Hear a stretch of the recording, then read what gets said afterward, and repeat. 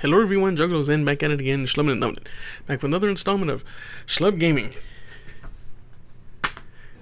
We are at it. Come on, Sandra. There we go. Alrighty, so here we go. Unboxed. There goes my cat. And ooh, Sandra is dying on me. There we go. So here we go. Unboxed. We are going for Dig Site 10. And if you are at all interested in the music I'm listening to, I am using sounddraw.io. Sticking it to YouTube. Not sponsored, just sticking it to YouTube. So, okie doke. AI generated everything! So here we go. This is the last game in the book. Dig Site 10 uses Deck E and all of the discs. So finally we get to something different. Whew, that last one was something. Okay, here we go. Gift of the River. It seems the papyrus that held the rules for this game has long since rotted away, leaving only a few hints remaining as to how it was played. The only artifact of note is a small carving indicating that the game was called either The Gift of the River or Turn of the Tides. The translation is not exactly clear, but as this is our last dig site, I have full faith you'll be able to finish strong. 1, 2, 3, 4, 5, 6, 7, 8, 9, 10 questions. What is the optimal setup of the 7 grouped cards? What is the optimal setup of the 9 grouped cards? What? What do you do on your turn? What function do the wooden discs serve? What are all the resource types in the game? What is the Gift of the River? What is the main difference between some of the resources? What is the main difference between some of the resources?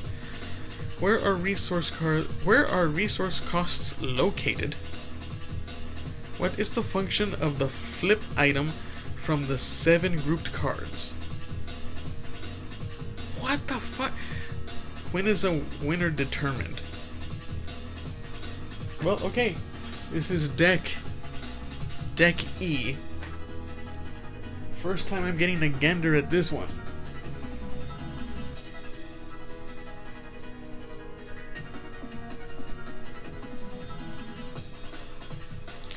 That's different. So we got these blue ones. What the hell? And then we got these. These are face down. Oh, these are the resources.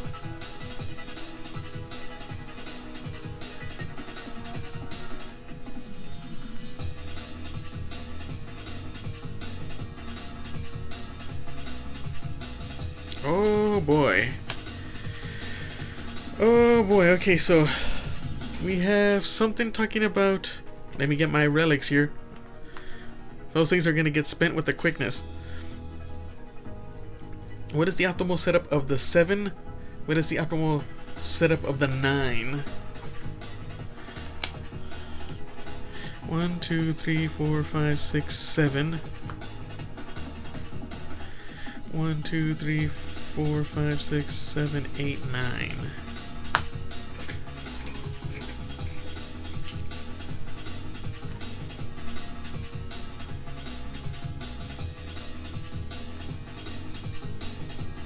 So this is saying wheat, and if we get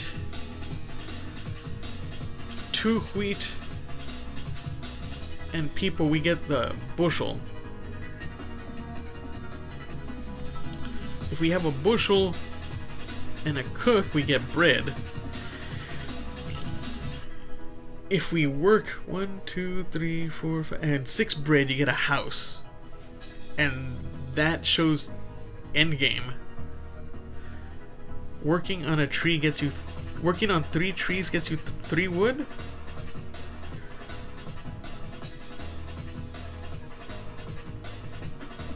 I thought that was cooking. What is it? Hold on. What is that symbol?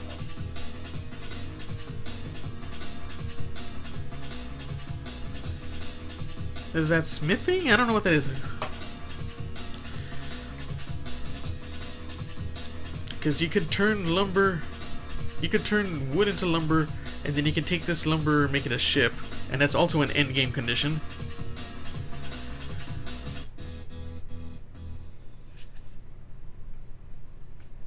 pyramid's the end game, and a shop is the end game. Huh.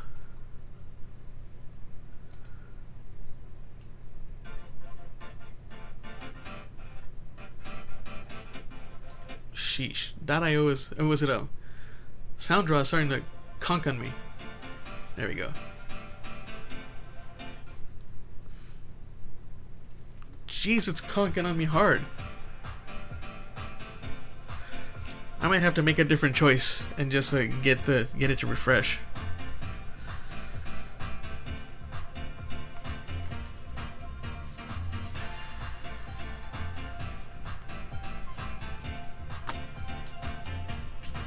I have nowhere to start with this. Like, I would guess these are your reference points, so you can just have them out there for people to understand.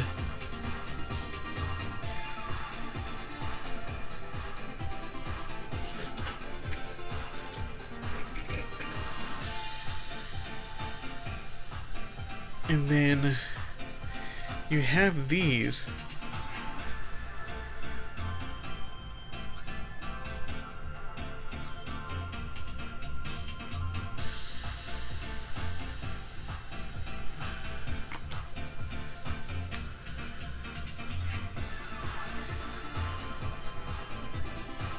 They're all, it's work.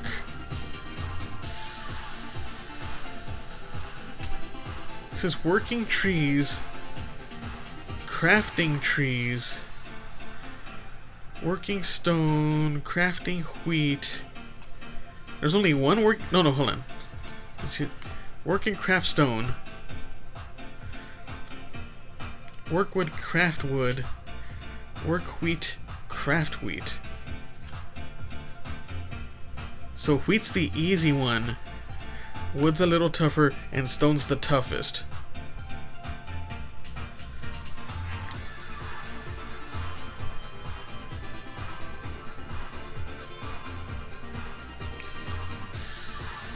Wow. There, and it's Gift of the River or Turn of the Tides. It makes me think that if they included Turn of the Tides, because what's Gift of the River? You got a boat there, but that's it.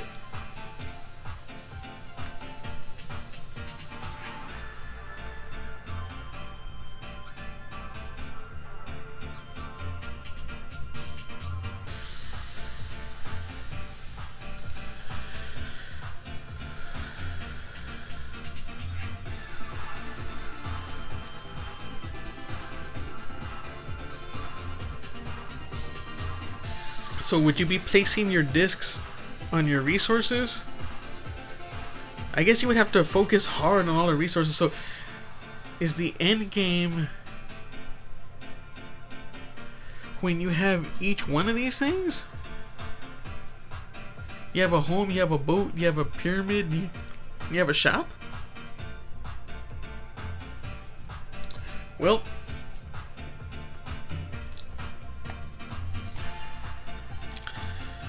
what is the optimal setup for the 7 grouped cards? I'm going to say in a row like that. What is the optimal setup for the 9 group cards? That's what I need to know.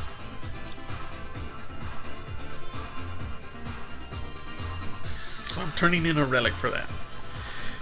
For the 9, that's 15. Total symmetry is always nice.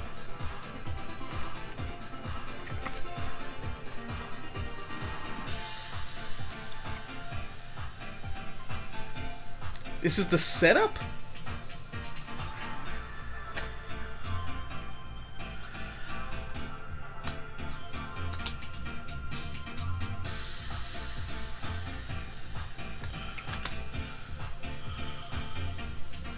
I don't know, something akin to that.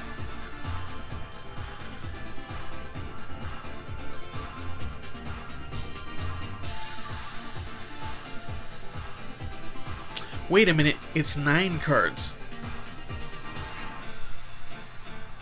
So are these shuffled then?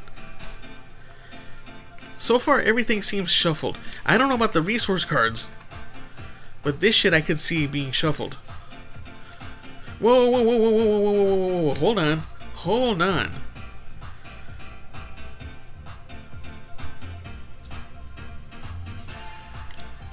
I don't know what the face is.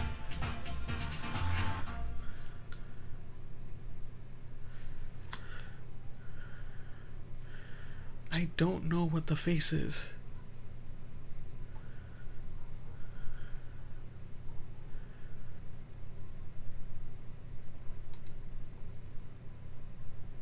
Let's see if you play.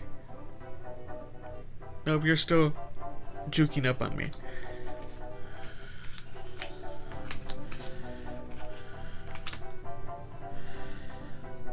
It's plus and then it's plus. And it's showing you what's on the other side, so there's like work.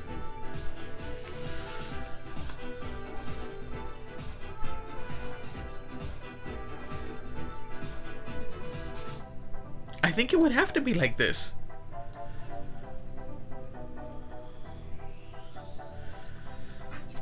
So then let's just say, for the sake of argument, because it said total symmetry is always nice. So it would be 3 by 3. Put these up. You know what? Let's just put these over here, because those are recipes. We're gonna do 3 by 3.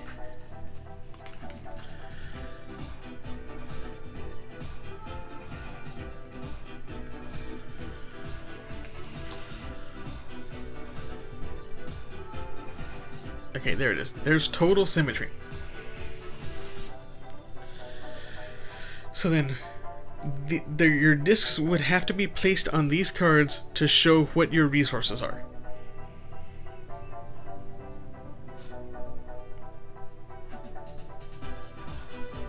So, on your turn, you would choose a card. So let's say blue's going first. They're gonna flip this over to get the wheat. And then blue is gonna put a disc here on the wheat. And then yellow's gonna go, and they're gonna take a wheat.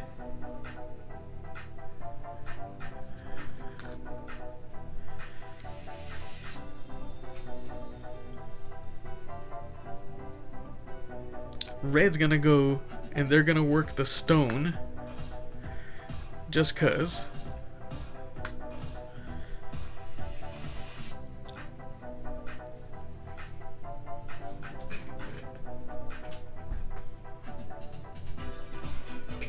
This one's interesting though.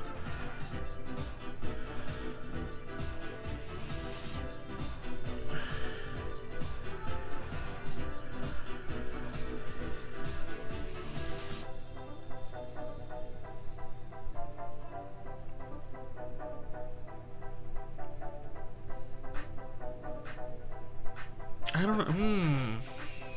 I don't understand this, because it's got.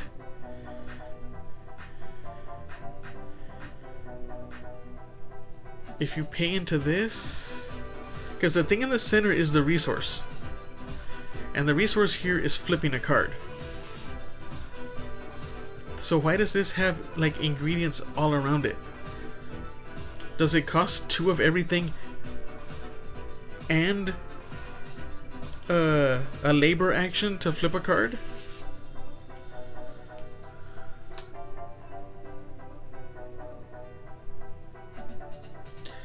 So then we're gonna see what other, and then we'll have somebody go after wood.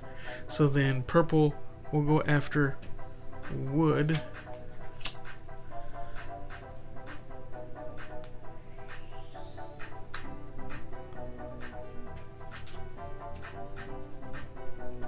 And then it's blue's turn again. So do they have to? Well, that wouldn't. So then let's just say, for the sake of argument, because they can't work anything right now anyway.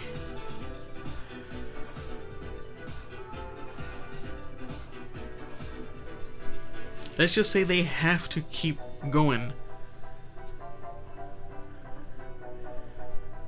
So we'll do this wood. for blue. Oh, what the? I see, so that no, because you don't know. So it has to be anything, so let's keep going here.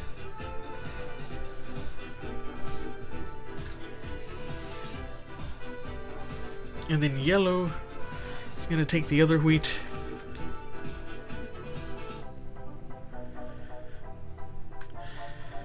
And then red is going to keep going with stone.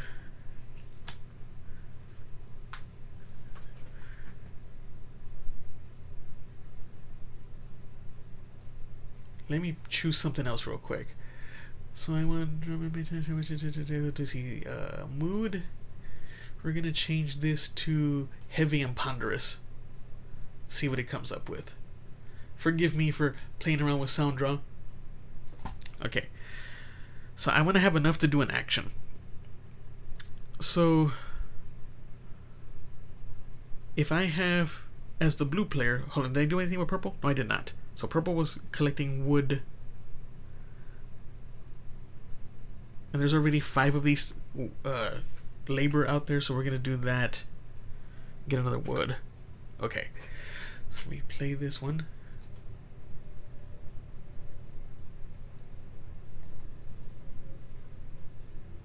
Come on, sound draw. Come on, sound draw. No?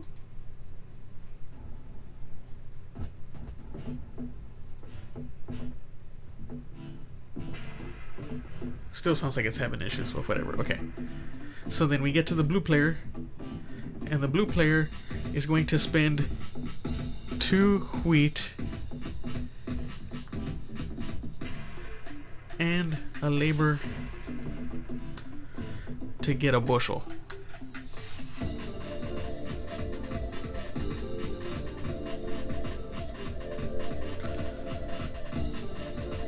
Oh, that's funky. But okay. So I'm thinking this is how the game plays.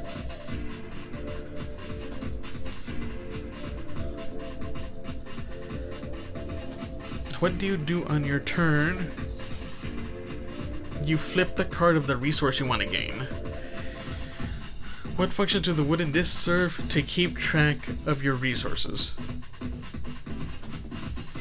What are all the resource types in the game? So the resources are the wheat, wood, and stone. And then you have like labor and craftsmanship. Something to that effect. What is the gift of the river?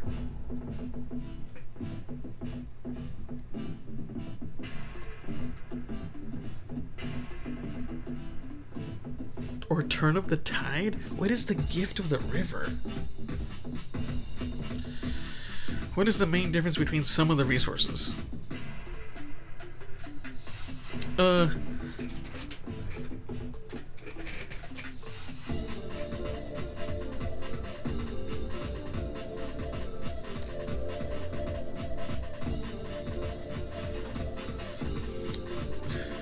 See, there is a difference that some of these, the ones that have craftsmen, flip back into a regular resource, while the labor ones, they don't have the plus signs around them. I don't know what the plus signs are for. Where are the resource costs located? The resource costs are located to the left of each resource, or of each construct.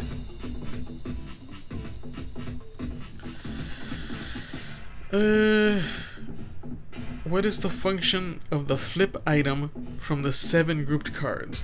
That is a good question.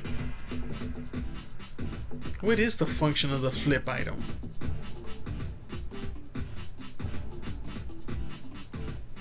Why would you care? Why would you care enough to spend 6 resources and a labor?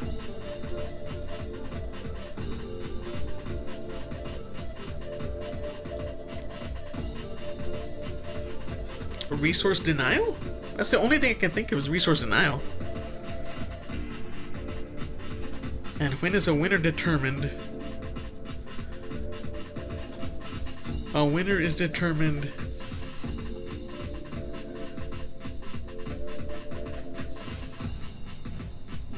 it's either all 4 of the moon symbol things or first to one of the moon symbol things. Okay, I still have a relic, so I'm gonna trade in that.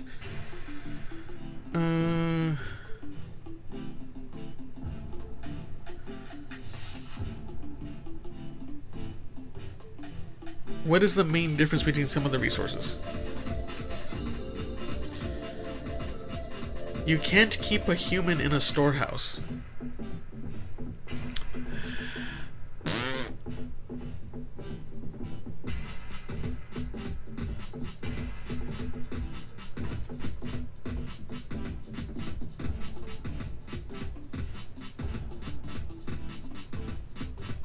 Okay, you got me.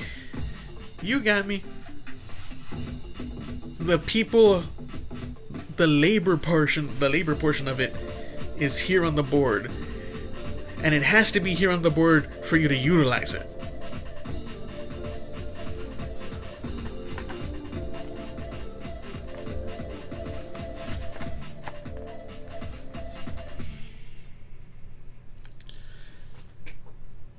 Come on, you Sandra, take it forever, take it forever. Okay.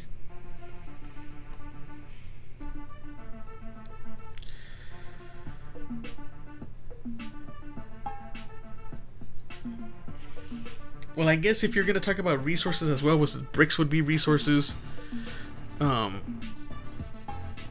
You end up using the cart to make the pyramid, so that's a resource. Lumber's a resource, along with the wood. Bread is a resource. Bushels are a resource.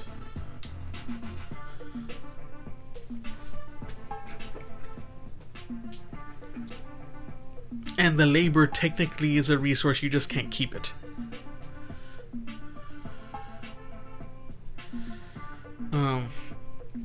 What do you do on your turn is you pick a card in the grid and flip it for its to gain its resource. And the wooden discs serve to mark what resources you've collected. I think that, well, okay. Here we go. Similar resources on the 7 market cards should go next to each other, face up in the order of how they are constructed. What?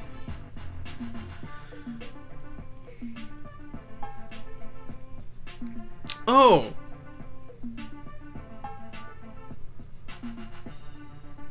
Oh, fine. So they want this. So that you end up, I have my stones, and then I go down to this, and then I go down to this, and then I go down to that. That's what they want. Okay, fine. That's fine. I mean, I saw that that's what it was, but I didn't put it together like that. -1. Optimal setup for the 9. Place the 9 cards face up. Wood, clay, and wheat showing only in a 3x3 grid.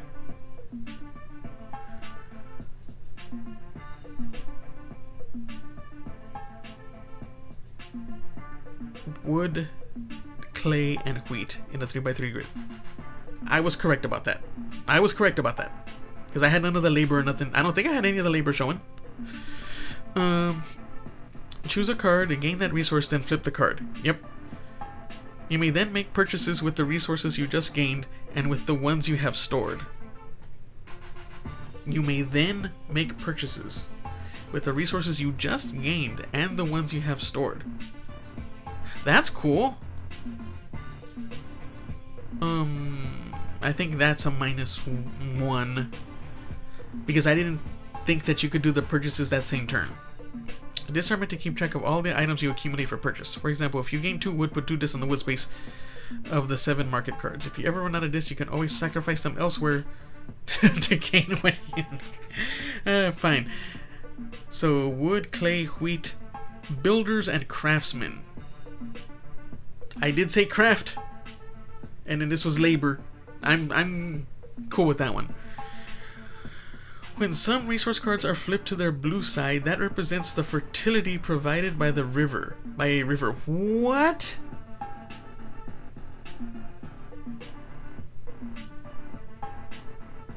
All resources receive a +1 collection bonus for each blue card orthogonally adjacent. Oh!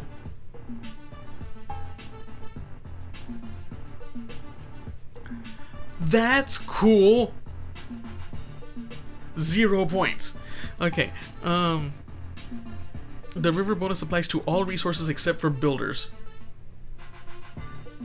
Correct, because builders don't have pluses, but it does apply to craftsmen, which is interesting. While wood, clay, and wheat can be stored with discs on the marker card, builders and craftsmen must be used the same turn they are gained. Okay.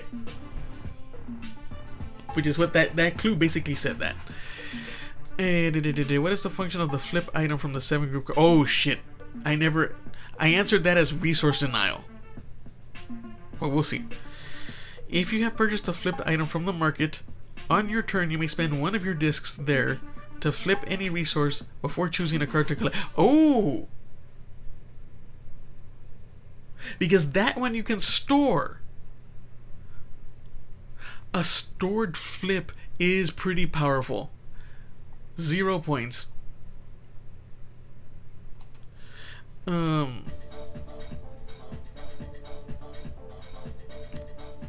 was I again?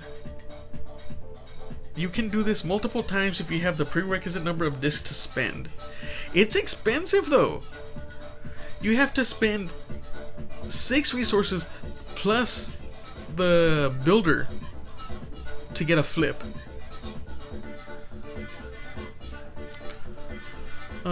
The first person to purchase a market item with the moon symbol will see. There you go. It's the first one to get one of the moons. Not all 4 of the moons, which is good. Okay. Okay. So, let's tally that up real quick. So that's 3. 0. 3 for 6. 3 for 9. 0, so 9. 3 for 12. 3 for 15. 2 for 17. 3 for 20. And 2 for 22. So there we go. This seems interesting as well. And this one I was able to get my head wrapped around way more than freaking 9. 9 was ridiculous. Like, I could have played this game without truly figuring out the gift of the river. And God, man, I like that. I really do. I really do. And the river changes for... Oh, that's so nice. That's so nice. Okie doke. So here we go.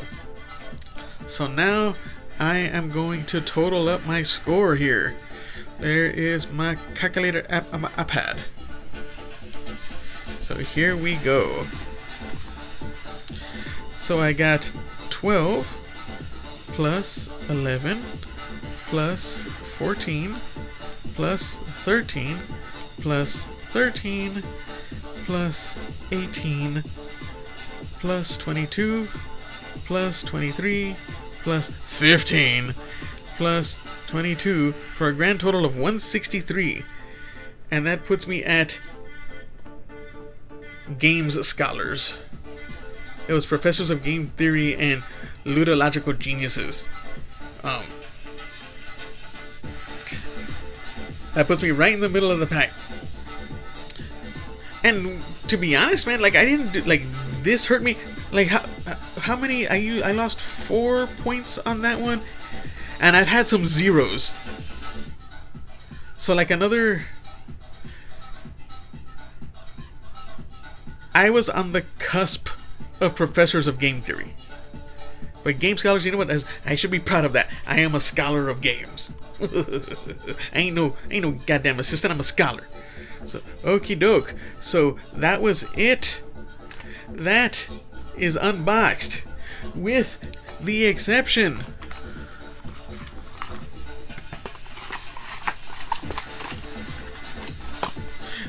of this. So I will try this out in a mere moment, but you will see it in another video. So thank you very much for joining me on this one. If you like my quirky content, like, comment, share, subscribe. Boost your Schlub's numbers. Thank you once again. Stay schlubby, my friends.